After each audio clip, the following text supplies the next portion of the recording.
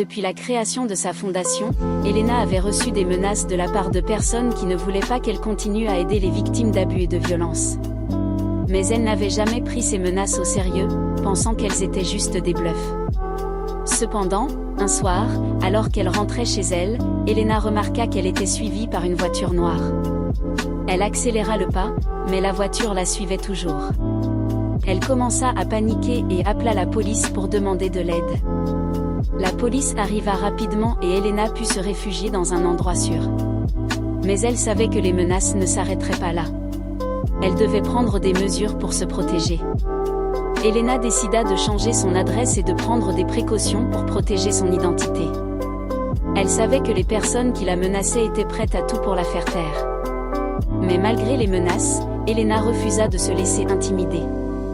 Elle continua à travailler pour aider les victimes d'abus et de violences, même si cela signifiait mettre sa propre vie en danger. Un jour, Elena reçut un colis mystérieux à son bureau. À l'intérieur, elle trouva une photo d'elle-même avec une croix rouge dessus. Le message était clair, les menaces étaient réelles et Elena était en danger. Elena savait qu'elle devait prendre des mesures pour se protéger. Elle demanda à la police de renforcer sa sécurité et elle commença à porter un dispositif de suivi pour pouvoir être localisée en cas de danger. Mais malgré les précautions, Elena ne pouvait pas s'empêcher de se sentir en danger. Elle savait que les personnes qui la menaçaient étaient prêtes à tout pour la faire taire. Et elle se demandait si elle serait capable de les arrêter avant qu'il ne soit trop tard. Elena passa les semaines suivantes dans un état de vigilance constante. Chaque bruit inattendu, chaque inconnu croisé dans la rue, chaque appel anonyme la faisait sursauter. Elle avait renforcé la sécurité de son bureau, installé des caméras de surveillance chez elle et limité ses déplacements aux endroits les plus fréquentés. Pourtant, elle sentait que ses ennemis étaient toujours là, tapis dans l'ombre, attendant le moment propice pour frapper. Un matin, alors qu'elle arrivait à son bureau, elle trouva une enveloppe glissée sous sa porte. À l'intérieur, une lettre manuscrite, écrite d'une écriture tremblante, lui demandait de cesser immédiatement ses activités sous peine de conséquences désastreuses. Ce qui la troubla le plus, c'était la précision des détails. La lettre mentionnait des noms de victimes qu'elle avait aidées récemment, des lieux où elle s'était rendue, et même des conversations qu'elle avait eues en privé. Elena comprit qu'elle était surveillée de très près, peut-être même par quelqu'un de son entourage. Elle décida de confier ses soupçons à un ami de confiance, Marc, un ancien policier reconverti en détective privé. Marc accepta de l'aider à identifier la source des menaces.